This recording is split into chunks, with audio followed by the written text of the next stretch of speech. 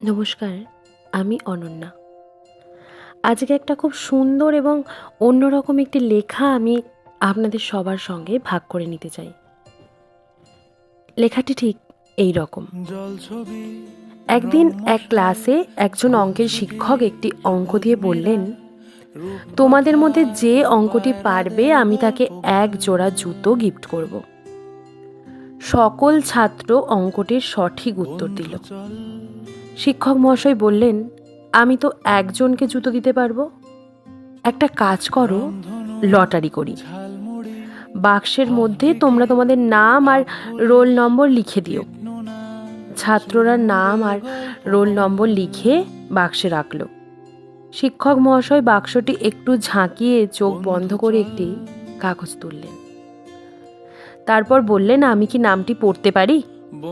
ছাত্ররা একত্রে বলে উঠল, পড়ুন স্যার। পুরো ক্লাস পিন ড্রপ সাইলেন্স। শুধুমাত্র শ্বাস প্রশ্বাসের শব্দ শোনা যাচ্ছে, এই যা। শিক্ষক পড়লেন, আব্দুল, রোল নম্বর 1। ছাত্ররা হাততালি দিয়ে ফার্স্ট বয়কে অভিনন্দন জানালো। শিক্ষক পরের দিন এক জোড়া জুতো নিয়ে এসে বললেন, তোমরা সকলে মিলে জুতো জোড়া ওকে পরিয়ে দাও। টিচার্স রুমে ওই শিক্ষকের চোখে জল দেখে সহকারী শিক্ষক জিজ্ঞাসা করলেন, স্যার, আপনার চোখে জল কেন?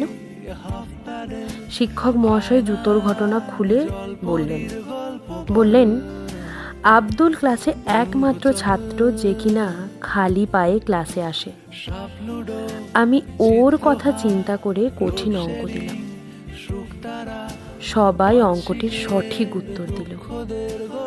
সবচেয়ে অবাক লাগলো, লটারির বাক্স খুলে দেখি সবাই তাদের নিজ নিজ নাম না লিখেছিল আব্দুল, রোল 1, যাতে করে জুতো জোড়া আব্দুল পায়।